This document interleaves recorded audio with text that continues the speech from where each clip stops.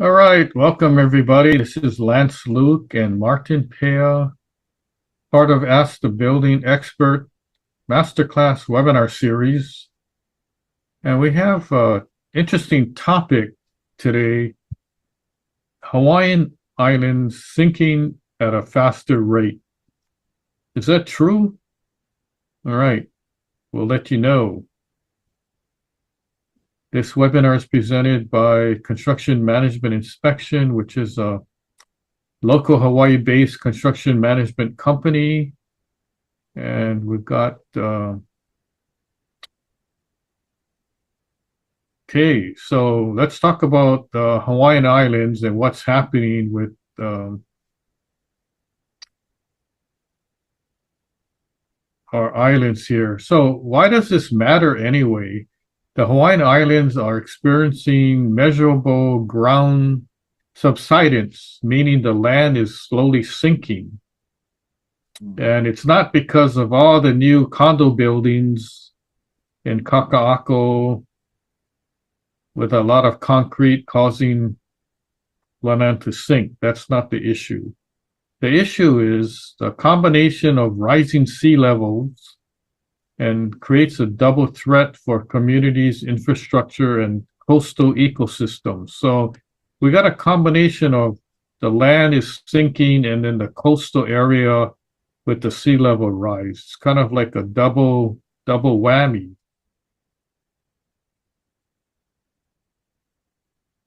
Subsidence, why it's a concern.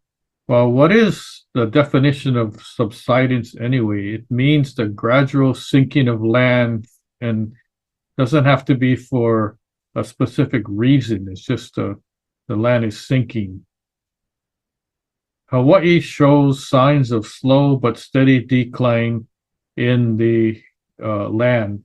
Add to this coastal flooding and erosion issues, and then we have a kind of a major problem here. What the studies show, key subsidence findings, Oahu average sinking is 0.6 millimeters a year, South Shore high-risk zones, Hawaii sea level rise, and then flood exposure in subsiding zones may increase up to 50% by 2050, which seems kind of a long ways away, but it's only 24 years from now.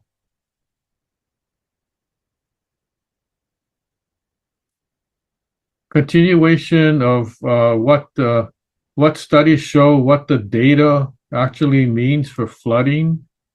And we have flood risk thresholds reached decades earlier. So things are happening sooner. Exposure to flooding accelerated by 30 to 50 years. Coastal infrastructure will face more frequent tidal flooding. High-risk zones must plan earlier than projected. What are the contributing factors? We have these factors here: geology, cooling, volcanic rock contracts over time, and then the sea level rise makes sinking effects more severe.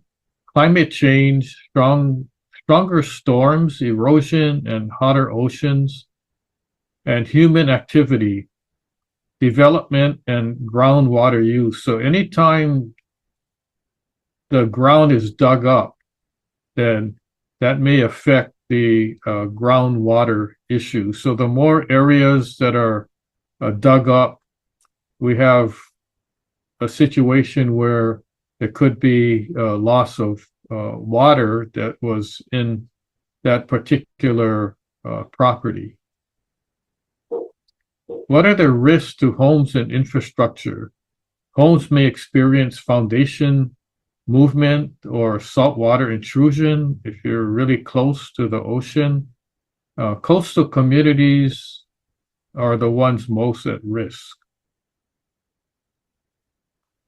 What the data means for Hawaii.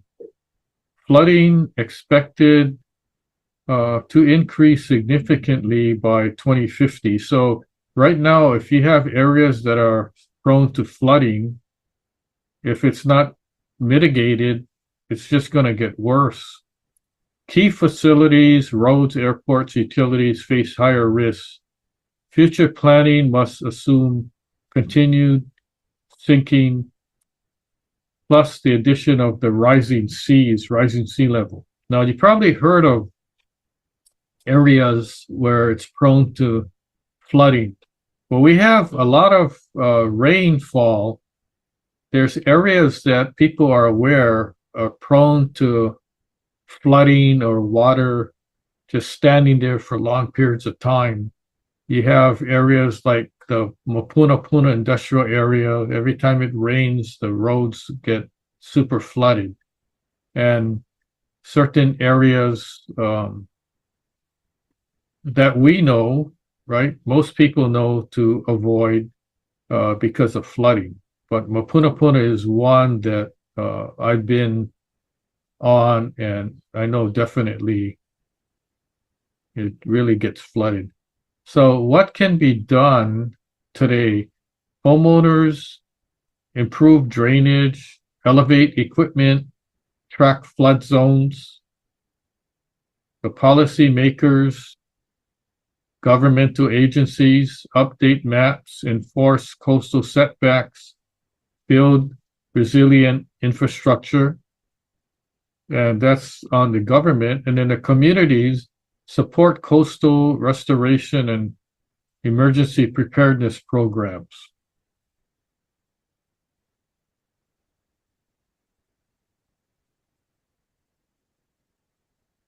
So basically, in a nutshell, that's what was covered and in the presentation.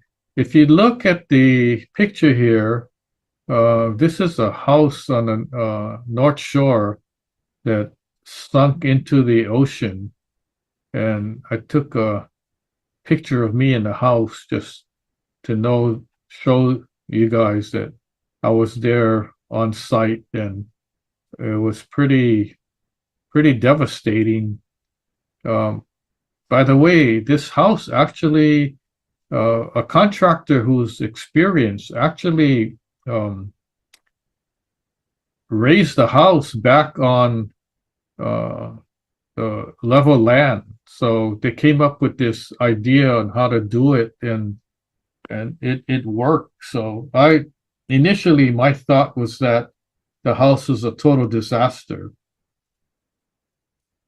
because it couldn't be saved, but this contractor ended up using his methods to get the house back up from the slope up to the flat area of the yard where it was. And he's like a hero because he saved the house, but the sand in the beach area was still eroded away. So I'm not sure, what the plan is, what happened after. Kind of lost track. But that's what's happening. So in the real world, I don't know if people realized it, but the islands are actually really sinking, and it's a slow process. You don't notice it right away, but people who are studying both the sinking and the sea level rise, it's a compounded situation. So let me see what else we have here. So this is a pretty fast informational masterclass, but we give masterclass webinars every month, twice a month. Martin and I participate in that, and we have covered many topics on construction and building, some condos, some real estate. We have a bunch of new ones coming up, and you go to our website, askbuildingexpert.now.site, and you can register for any upcoming masterclass webinars. If you go to our website too, we have other expert websites. So we have websites in a website.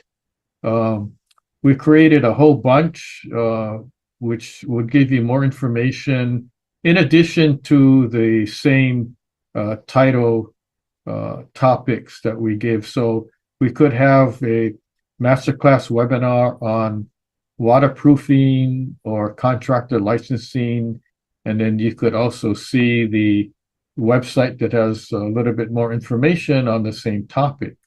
In addition, we have our National Expert blog that we cover many different topics. Some are the same as our masterclass webinars, but some are different.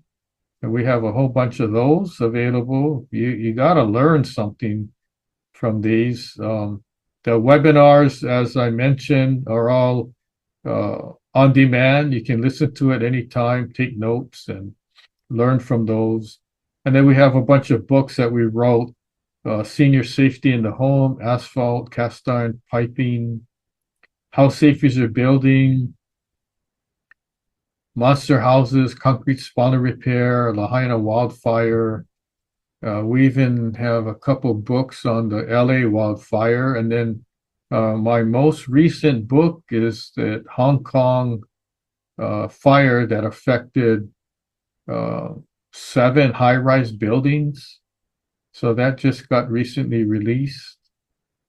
And then we have a couple websites: buildingcode.now.site and constructionexperts.now.site. So we have jam-packed website with full of information. We're updating. We have a team that updates the website every single day. So it's constantly work in progress. And we've arrived at our question and answer. You got questions, we got answers. So I'm going to bring Martin in and see if any questions came up from our audience, our Zoom platform, social media. And let me switch this over to stop share screen, and then we'll bring Martin on. So Martin, are you ready? You must be on mute. I can't hear you.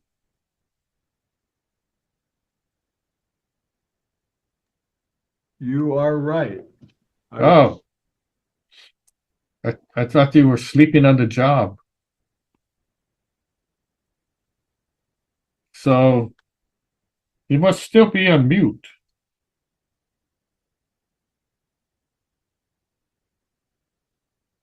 So can't hear you, Martin. Gosh, the unmute keeps popping on. What's happening with our Zoom today here? I don't know. Okay, now let's make sure that Zoom mute is off. Okay, it's off. So Okay. get to some questions here. Interesting one for an interesting topic. So, how can homeowners tell if their property is in an area that's sinking faster than normal? That's a Yeah, most times it's hard to tell. Sometimes it's easy to tell when you look, and if you're on the ocean front, your land is slowly eroding away. That's like a pretty obvious red flag. If you're inland and your property's sinking, it could be another issue. So things might be either it's going to be obvious or not so obvious. And if it's not so obvious, time to bring in engineers, contractors, and other experts to help you. So one of the engineers you would bring in would be a geotechnical or soils engineer, and you bring them in, and they can do soil samples, soil study, look at the background of the neighborhood, and so forth. So that's what, if you're not sure, that's the proper protocol. You bring in engineers to figure out what's going on. Now, most of the property land has been already surveyed, and there's studies either in the neighborhood or other areas. So um, they could use the previous studies or neighborhood information to guide you, but specifically, if your property is affected, then you would need specific information concerning only your property and not necessarily the neighborhood as a whole.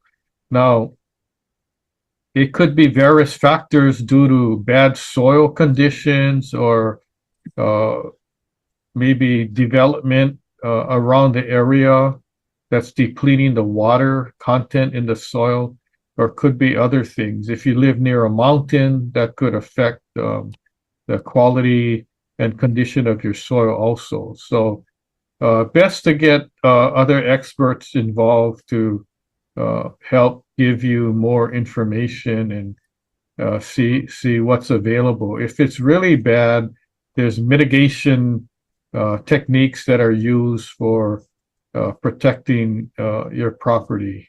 So if you need more information, just reach out to us and we can help. Now, we can't predict the future. All we can do is tell you that there is something going on and the land is sinking, but we don't know what the actual rate is that's going to be. Like if you say, well, 10 years from now, what's going to happen? Well, we don't really know. We just have to kind of monitor the situation and see. Okay, thanks, Lance. Um, the next question here is what early warning signs of subsidence should homeowners watch for around their home? Well, if you look around your house, like after rain, or when it dries out, you could try to look. If you see the ground, or if you're walking and the ground is like slowly sinking, um, that could be that it just got saturated from the rain. But let's say that everything dries out and you walk around your yard and you're still sinking. Um, that might not be a good sign. That might be a red flag that something else is going on. So um, you might have some sinkholes in your yard or something like that, and try to fill it up.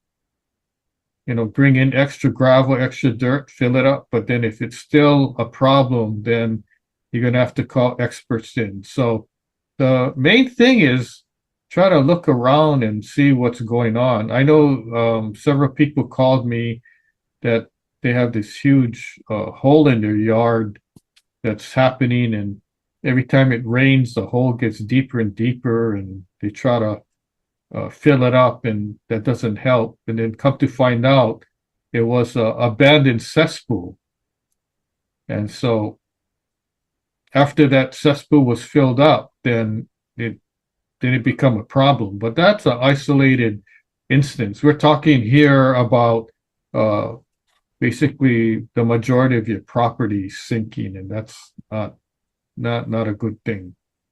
Hmm. Oh, okay, very good. Thank you.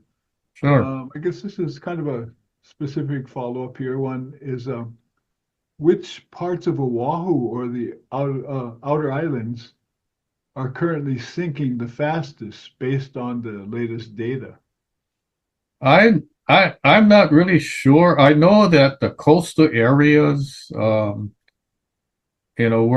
there's the ocean, um, those areas are sinking more. As far as inland, I'm not sure. I don't at this time. I don't have the data for all that, so I can't really tell. And um, that's more specialized, where you have to talk to like University of Hawaii scientists and geologists and soil engineers, people like that.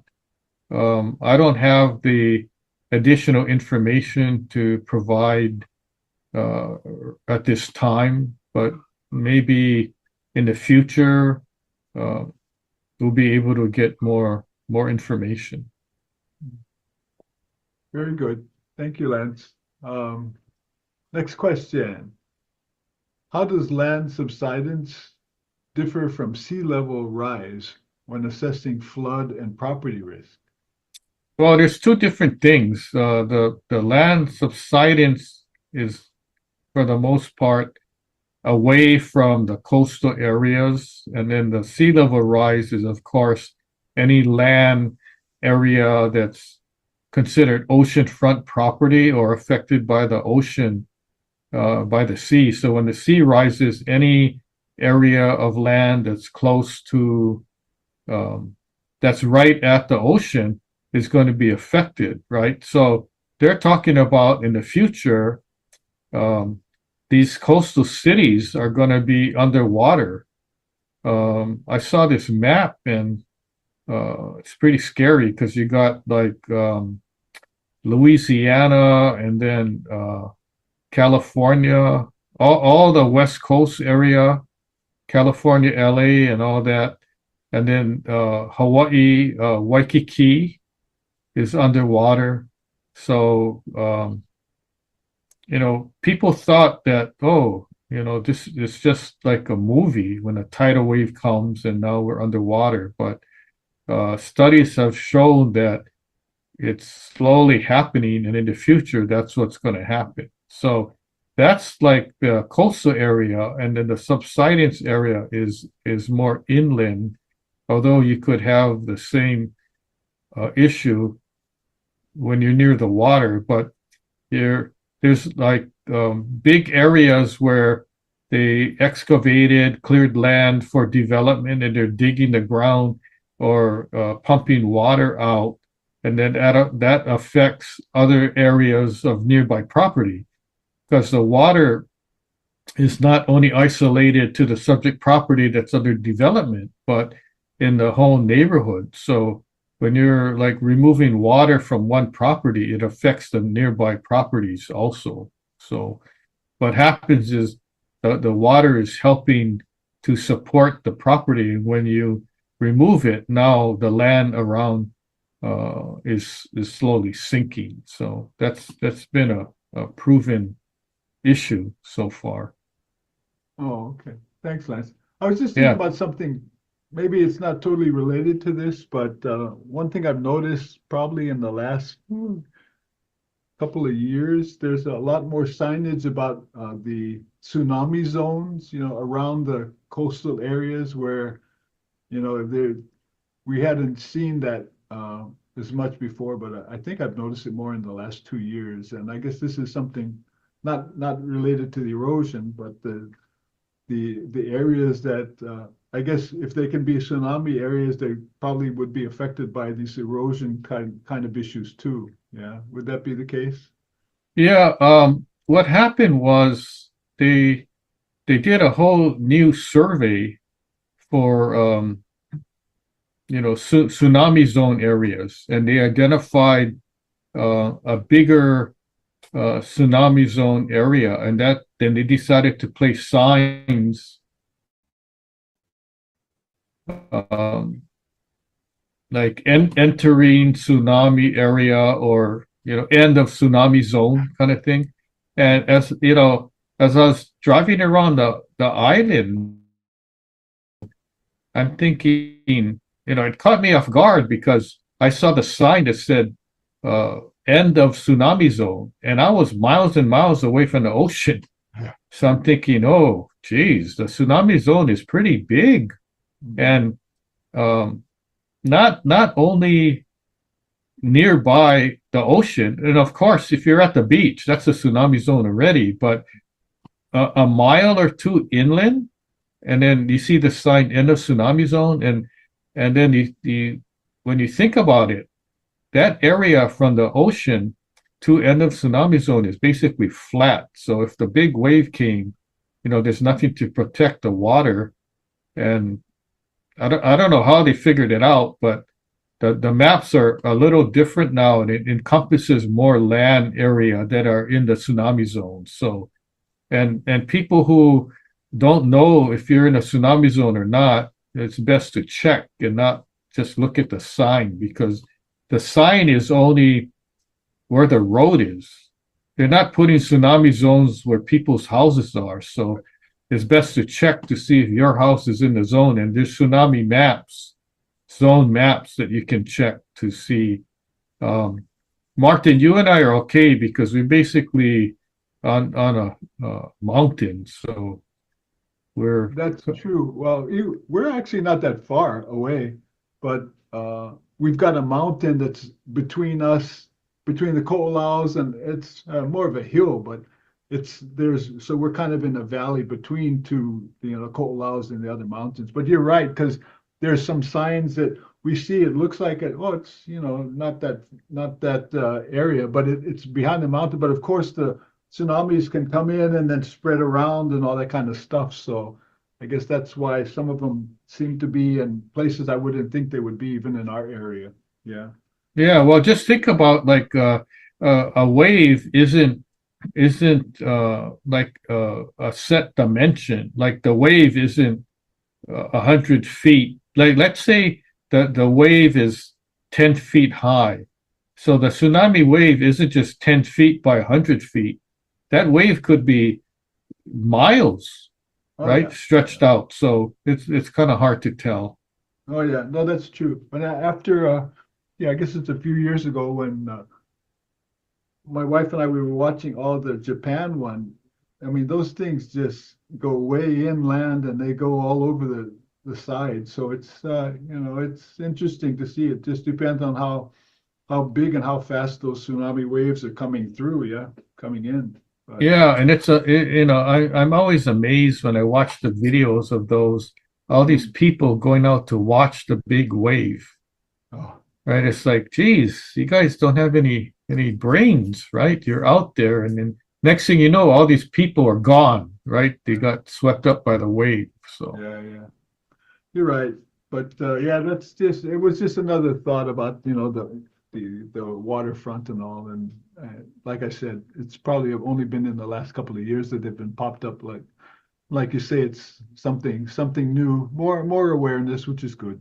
mhm. So okay, I just get one more question here, and it is what practical steps can homeowners and communities take now to prepare for these changes? And by these changes, I'm subsidence and Oh, okay. Well, one thing is just to be aware and try to educate yourself on what's happening, even if it does not affect you particularly or your property.